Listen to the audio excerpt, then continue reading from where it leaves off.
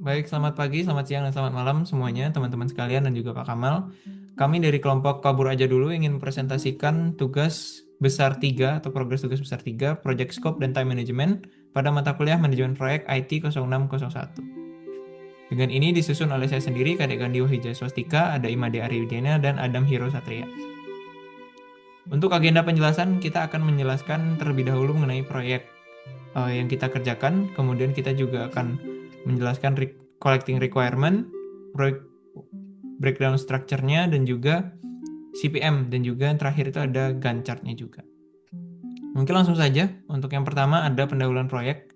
Jadi untuk pendahuluan proyek yang kita ambil di sini mengacu pada KAK dalam pengembangan aplikasi Sri Kandi berbasis microservice pada tahun 2024. Dan ini dikembangkan oleh ANRI atau Arsip Nasional Republik Indonesia dengan total anggaran mencapai 2,2 miliar lebih, dan kita juga sudah menghitung bagaimana skema NPV-nya.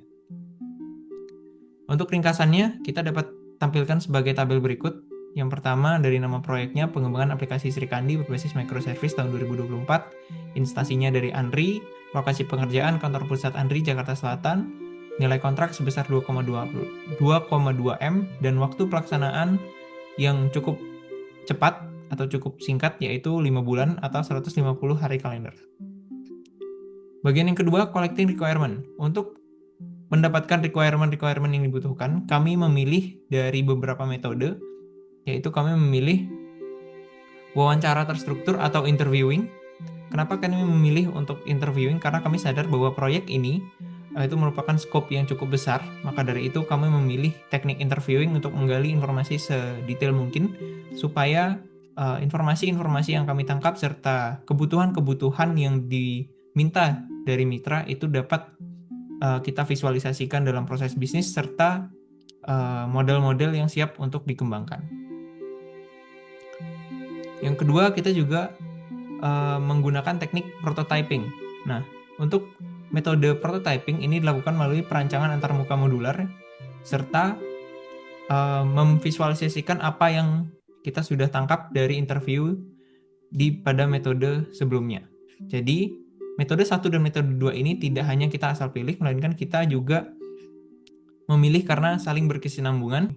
Nah, dua metode ini akan menimbulkan benefit positif sehingga nantinya apa yang diminta oleh klien atau dari ANRI dapat divisualisasikan atau dapat dipahami secara mudah bagi petinggi atau pemegang proyeknya langsung. Lanjut ke bagian work breakdown structure atau WBS. Nah, baik, saya akan menjelaskan bagian dari work breakdown structure-nya dari proyek Sri Kandi ini.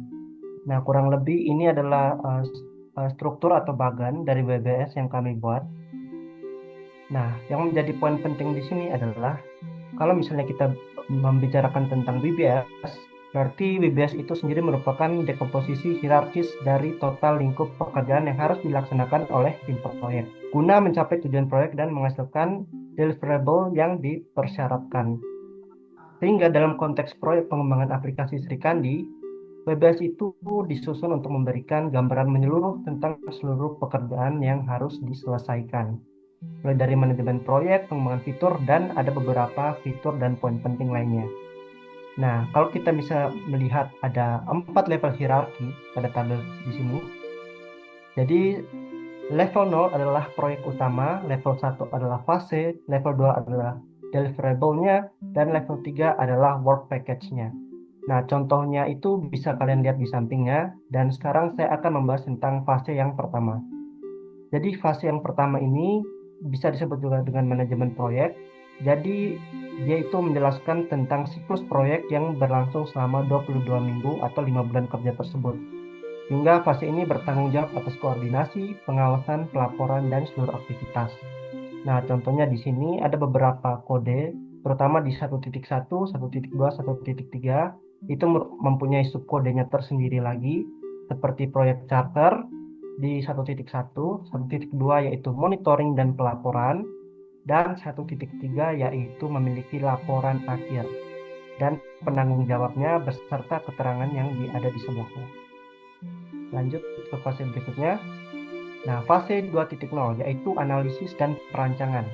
mencakup requirement gathering dan desain teknis yang dilaksanakan oleh BA atau Business Analyst, System Analyst, ataupun UI UX Designer.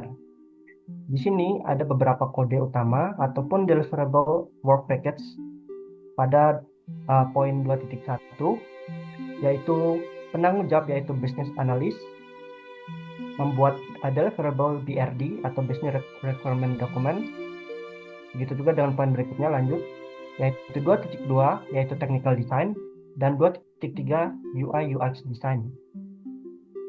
Kita lanjut ke fase 3 yaitu pengembangan aplikasi web. Fase pengembangan web mencakup coding backend tentunya, front-end, integrasi API selama 13 minggu oleh tim backend programmer, front-end, DevOps engineer. Jadi, kalau misalnya kita lihat poin yang ada di tabelnya, yaitu 3.1, modul penyusutan arsip yang penanggung jawabnya oleh backend programmer, 3.2, yaitu pengembangan fitur baru, penanggung jawabnya backend dan frontend tentu saja, dan juga pada poin-poin berikutnya. Nah, fase 4, yaitu pengembangan mobile apps. Fase pengembangan mobile apps menghasilkan aplikasi Sri Kandi, merupakan salah satu tujuan milestone paling utama, berbasis Flutter untuk platform Android dan iOS. Di sini juga ada beberapa poin, yaitu modul penciptaan arsip mobile, dashboard dan notifikasi, dan beberapa poin berikutnya. Nah, fase 5 yaitu pengujian ataupun testing.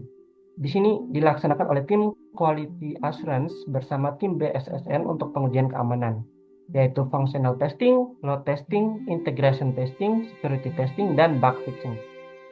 Lanjut ke fase 6, yaitu pemeliharaan operasional, dan fase 7 dokumentasi dan serah terima.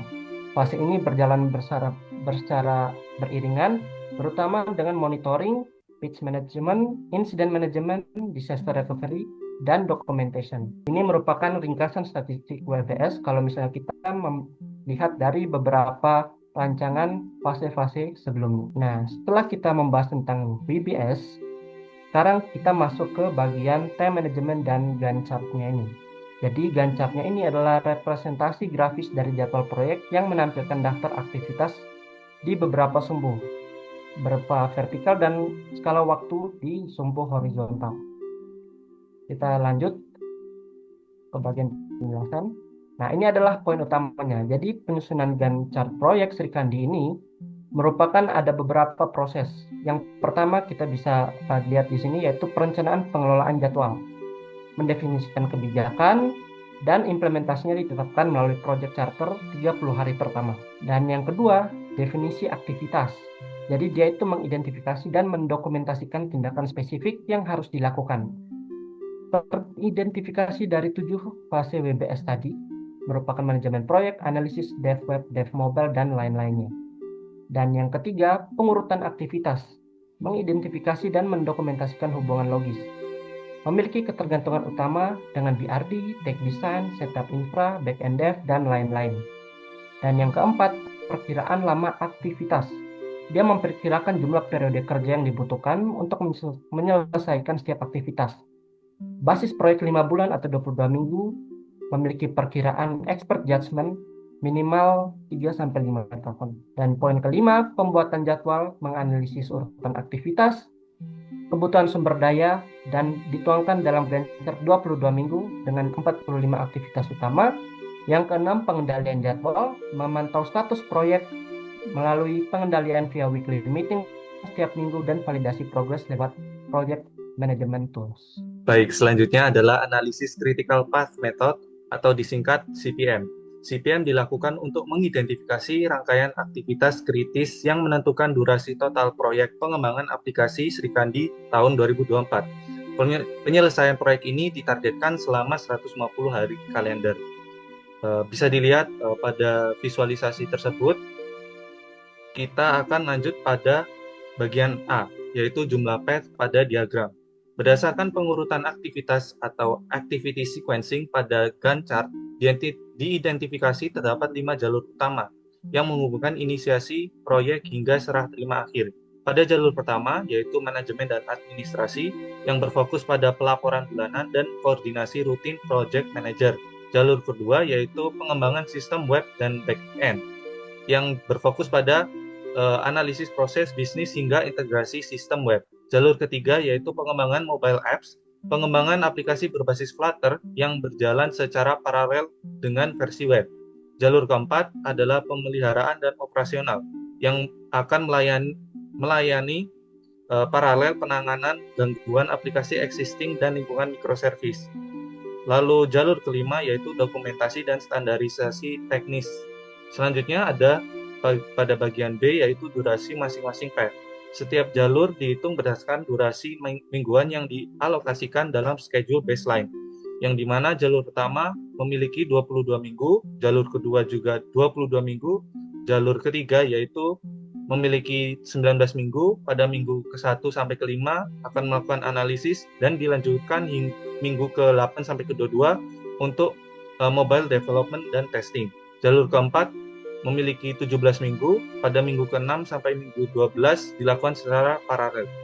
Jalur kelima yaitu memiliki 7 minggu, fokus utama pada minggu 16 sampai minggu 22. Selanjutnya adalah jalur kritis atau critical path.